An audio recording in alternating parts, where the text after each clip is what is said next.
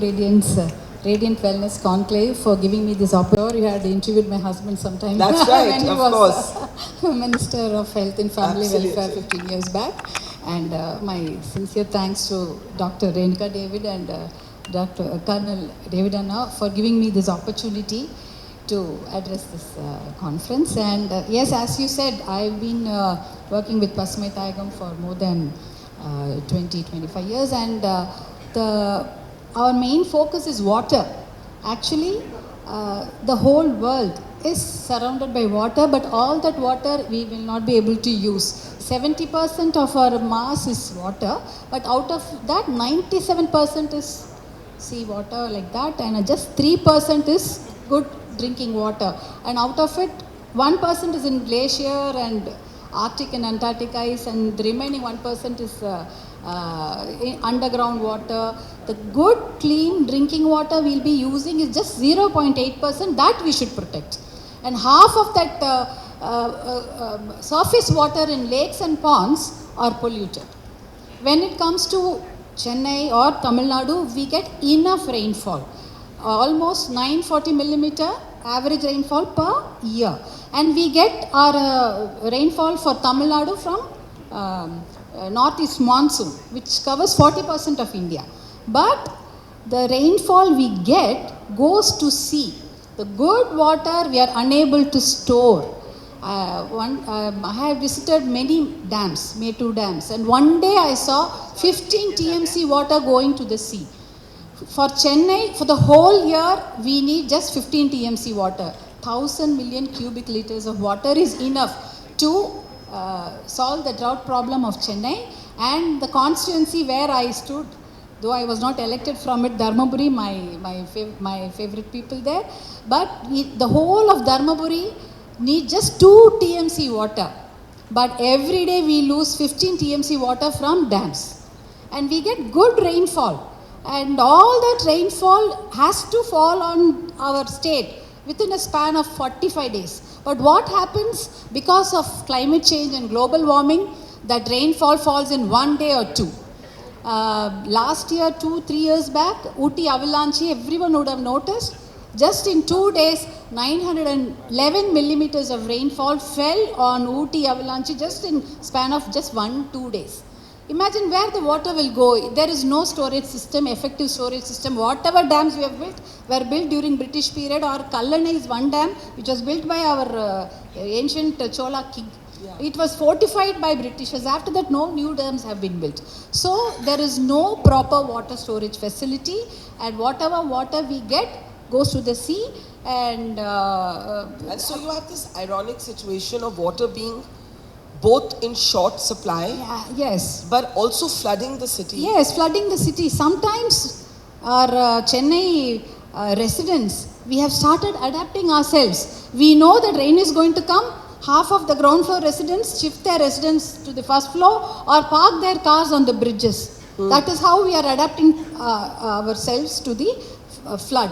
But actually there is a big warning. Another 15 years, all these super floods or super cyclones, super typhoons and super hurricanes coming in Atlantic and Pacific areas, and in our India we call it super cyclones, and all the cloud bursts which happened recently in Uttarakhand, all these things are going to stop after 15 years. We are going to get heavy, we are going to face severe drought. After 15 years, these rains are going to stop, we are going to get severe droughts, and where will we go find water? Good drinking water for ourselves or for agriculture or for the cattle. So we have water management is the key focus area. Whatever water we get in 1 month, we have to prudently use it for the next 11 months so that we are out of the drought situation. And you have also worked on the ground in areas where the waste from factories in the surrounding areas have contaminated the underground soil, leading to actually contaminated water, where you can actually draw a direct correlation between the water that is being supplied in these areas and, let's say, rising incidence of cancer. Yes. And yet nobody tells these stories. Yeah.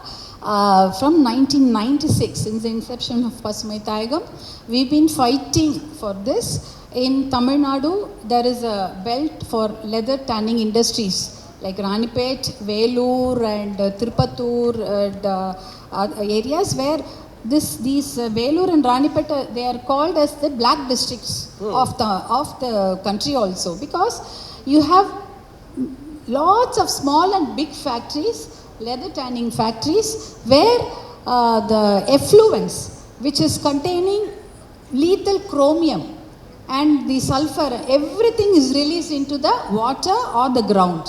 So there was, we had multi-level campaigns from Pasumai Thayagam. Dr. Anbumani Ramadoss had done cycle rallies, motorbike rallies, signature campaigns, protests, and legal case also have been filed along with many other parties. And there was one case which had happened in Supreme Court because of this leather tanning pollution, and Dr. MC Mehta, our senior counsel, has argued that case, and because of that leather tanning industrial case only, green bench was formulated. The Supreme Court had ordered a green bench to be formulated, and there is an order from the Supreme Court to close these factories overnight.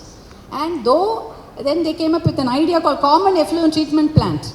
But that also, what will happen during rainwater, that effluent will be left out into the vicinity, and during nights all the effluent water or the toxic waste will be let into the city in and around.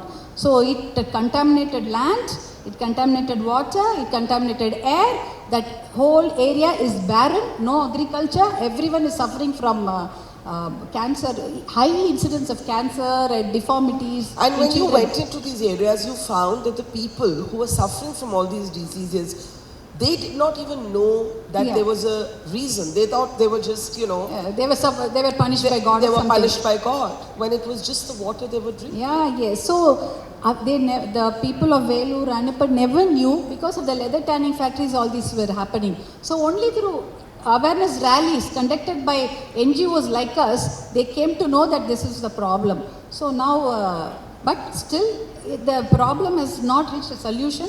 Though Supreme Court has directed so many initiatives to stop it, close it, there are incidences still happening, and it is an ongoing fight, and we are never going to stop.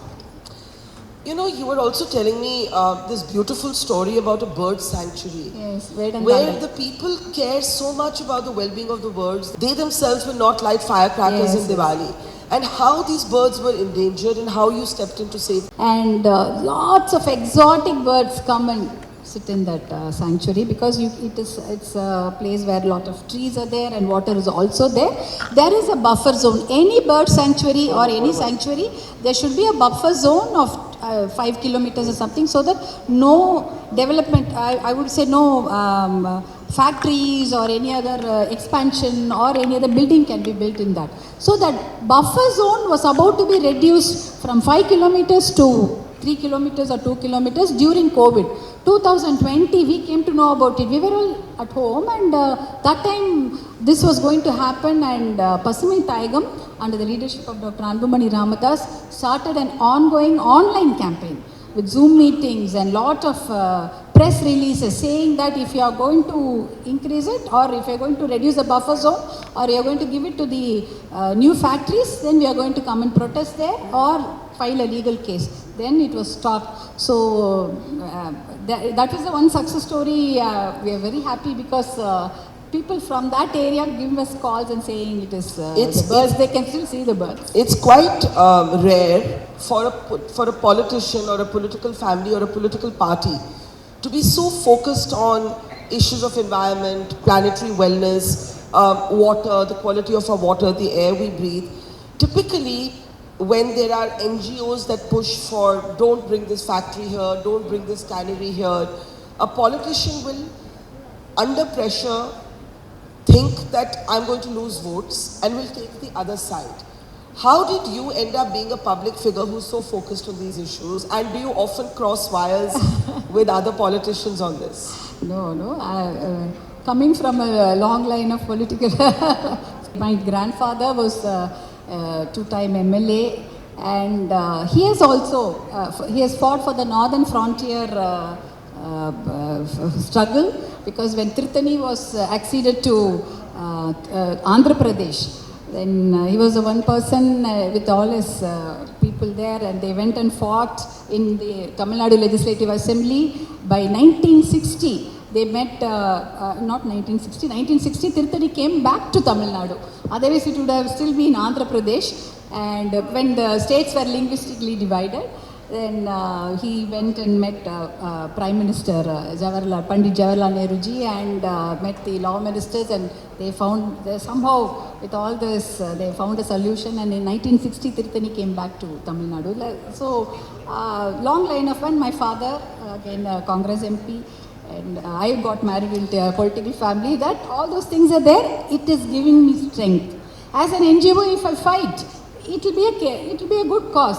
But with the political background, I get good. What I say, the press has been very kind to me, and all the mayors. But do you find yourself often disagreeing with the positions that other political parties might take? Who say this is anti-development? Yeah, that is always there. Yeah. Everyone will say, about we want to build a monorail, you stop it. We want to build a bridge, you say it is, or you want a train, or they will take the lands for any other naval lignite corporation. They will take lands, farming lands. We put up a big fight, and all those things do happen. But all those things motivate us to do more. That's it. So we will fight more. That's it. How did you, a sociology college graduate, get so interested in these issues? Whatever is thrown comes on my way, I will take it and do it with 100% commitment, even if it is new. If they want me to read Telugu and be a proficient Telugu speaker, then I will do it. So whatever happens, though I am a sociology graduate, I started writing about I started editing a magazine called Pasmaithayagam Sutruchuzhal, so I got interested along with it, and then I finally entered running this NGO along with all the. I have a great team, so it's a good deal. Let's talk a little bit about your personal politician. Yes. And then you got married to a politician. Yeah. And then you became your own politician. Every time I give an interview, people ask me, when are you going to enter politics? Yeah. I always say I'm already in politics. Yeah. Because our dining table conversations would revolve around society, rural development, women, health, and poverty and everything. So from the beginning I have seen chief ministers, members of Legislative Assembly and MPs coming to a house and talking about it, and I'll be attending conferences or meetings along with the family members. So, and I got, so it was so natural for me. It was not like, only thing I didn't do before was contested election. I was in the electoral politics for so long because I have campaigned for my husband from 2014 till date. So this was very different when I campaigned for myself, asking for votes. So that was the only difference. Otherwise, it was a gradual, natural transition. But what has been your passion is the environment. What have you had to adjust to this life in politics? Hard work was always my forte. I've never shied away from working hard. And being a woman didn't deter me at all because I had great parents who had never found any difference between my brother and myself. So we were given both equal opportunities and got married to a visionary family also. So there was not much of a challenge. But after maybe family life and all those things, good family support is always a great help. And so much of backing from my husband and my children, so it works very well for me. And you and your husband have also, yes. You know, a lot of us, you go abroad, you go into a star. Perfume. Yeah, so tell us that story. tell us how you all came to look at sort of, in a way, appropriating Indian traditions, civilizational traditions, and, you know, telling the West that, hang on, you're using something that originated here, that is in our roots. When we were in Pasmaithayagam, we had challenges facing about turmeric being patented, not by our country, by Western country, and cow's urine All those things were attempted to be patented by the Western countries. So I remember my husband fighting legal cases and brought back some of the, cancelled all those, repatented all those things and brought back to our country. And he created a traditional knowledge digital library where we can, whatever our country has, even if it is a small herb. In Tamil Nadu, we are very famous for treating jaundice, kiranelli, that is a small herbal plant, where most of us, when is affected by jaundice, we go for that herb. So all those things can be digitalized and documented in that particular library, so that no one in the world can patent it. So that is what he brought, the new system where saying, or whatever is Indian, whatever is our own local, that indigenous thing will be patented in the traditional knowledge digital library. That is one way of making it our own, saying it is our own and no one can take claim for it. I remember there was one incident where the Chucky, that was also trying to be patented by some other country. People just like to attack politicians, or do you think some of this criticism that is well deserved? Which way do you look at it? No, criticism is always there. And what can we say? We have to change it. So new developmental politics has to be there. So that developmental politics is one thing we are striving for. New age politicians, we have to come up with something so that it touches chord with the common person or the young person. So that is how we have to change our ways. We have to do it, and we also have to grow along with the people. Everything has changed and we also have to change. And I like being, I would say I am so at home with the ground level people. So that has never changed me, or I like being with the people, and I am so happy because it is not that I inspire them, I get inspiration from the women and the children. What is the one thing you would like to change? Power to change, or doing something good for the people. Like what? What is your dream project that you've not been able to do? Actually, for youngsters, nowadays youngsters, the alcohol and drug addiction has become rampant in our society, in our state, in wherever we go. So that has to be addressed as soon as possible. That is the only thing we have to do, so that save our younger generation and leave a better world for them is what environmental illness is all about. So we have to protect our water and save our water and stop the environment pollution. So sustainable development is not only for environment, it is also for the people. So we have to, everyone should be the numbers, not the economical numbers or the index. It doesn't show that someone is, the smile on their faces is what we have to look upon. So that is the sustainable development we are hoping for. What is wellness to you? What does the word wellness mean to you? Wellness is living a sustained, happy life. My wellness is, I would always say, picking up my grandkids from school, picking up and dropping them from school. It's my wellness quotient. So that is one time I will never part away with. Whatever work I do, when I come home from a tiring day, when my daughter calls and say, pick your grandkids from shuttle class, I will go there and pick them up.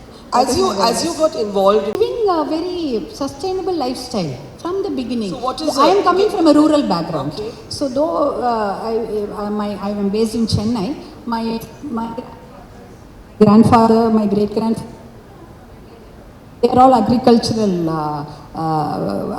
Their lifestyle is agriculture. So we have lived a sustained. That only I want to continue. That is the same lifestyle I would like to continue. Are you able to convince your children of that lifestyle? That I should be their role model, then they will also do it. They do it also.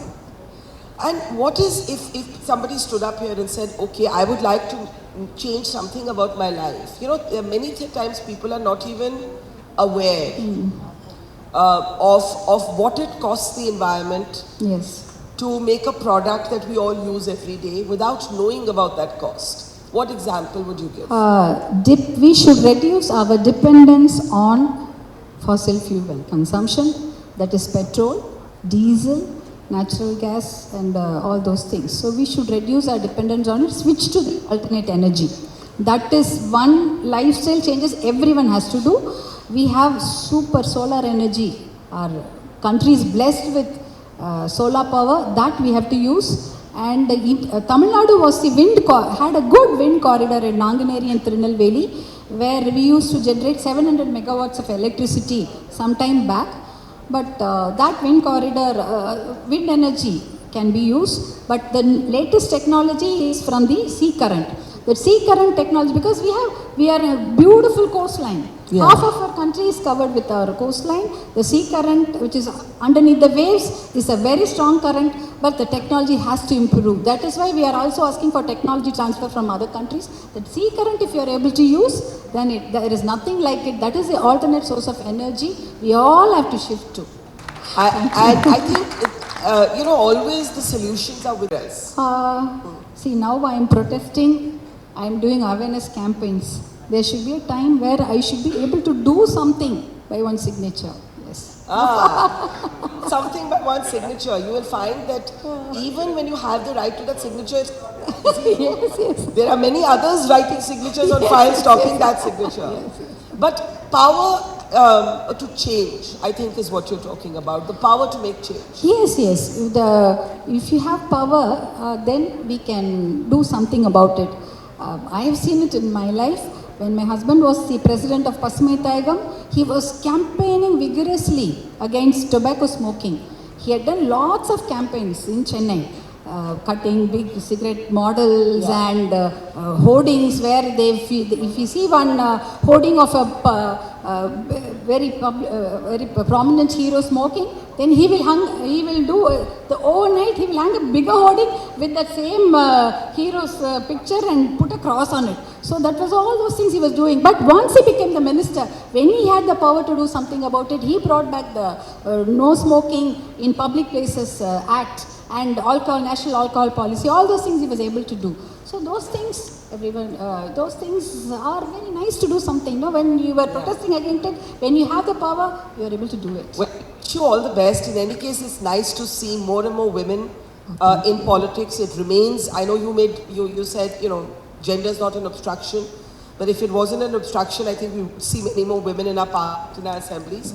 So we wish you all the luck. Thank you so much. And also thank you for being a politician who's focused on issues that actually impact life and death issues. Though we don't realize it, the water we drink, the air we breathe is everything. Yes. Wellness starts there. Yeah. So big round of applause for Thank Soumya. you. Thank you so much. Thank you. Place we are here. Yeah. This is called Lake View. Where is the lake? Just behind this auditorium is the lake, but you can't see the lake now because most of the lakes we residential complexes. Chennai is actually built on Yes. Tell people that. Yeah, there is a place called Lake Area just behind this this hotel. It has a horseshoe lake. It was a horseshoe-shaped lake, but we don't see it now. We have that. We have lots of residential places, colleges. Many of the lakes in Tamil Nadu have been reclaimed to build district courts, district collectorates, police stations, bus stands. So many of those things are built on lakes. Not much awareness there when they were doing it as a developmental project. So those things are. It just shows how we have demolished. And the Kuvam River. Everyone knows Kuvam River in Chennai. Yeah. That how smell. It has got a very bad name to it because of the stench. But actually, the Kuvam River starts in a village called Kuvam. It comes from Kuvam to Thiruverkadu, is a very famous temple place. Still that place, that Kuvam River is so good. People drink that water. They use that water for agriculture. They use that water for temple pujas. But once it enters Chennai, it has become bad due to the factory pollution. You can see how passionate Soumya is about these issues. So many of these things we didn't even know. I, for example, did not know that many of the key institutions in Chennai are actually built on spaces that once used to be thriving lakes, and today you don't have lakes, so you don't have bodies that can collect water when it rains. Pallikarne marshland. Yeah. Pallikarne marshland, the only city which can boast about marshland of 12,500 acres, which has now been reduced to wasteland of just 2,500 acres. No other city in the world can boast about a marshland in the city center. We have that. It has beautiful, so much rich flora and fauna, but we have to protect it. We have constant campaign from Pasumai Thayagam has made, and many other NGOs also, had made it possible that this marshland, Pallikarne marshland, has been listed under Ramsar site. Ramsar site, if you list it, that means no one can touch the marshland. But there is a Wetland Authority Act which was passed in 2017 by the Government of India. But that means you have to demarcate the wetlands of all the states and digitalize it, and it has to be gazetted. In Tamil Nadu we have 40,000, but 15,000 lakes have gone. Rest of the 26,500 lakes are above 5 acres. Not one has been gazetted or listed or marked. We are fighting for it. Well, as I said, more power to you. Another round of applause for Soumya, and thank you so much. Thank you so much. Thank you so much, Dr. Renuka David and Colonel David Anna, for giving me this opportunity to sit with Ms. Barkadat, and it was a thoroughly enjoyable experience, and addressing this distinguished audience was my, was my blessing. Thank you.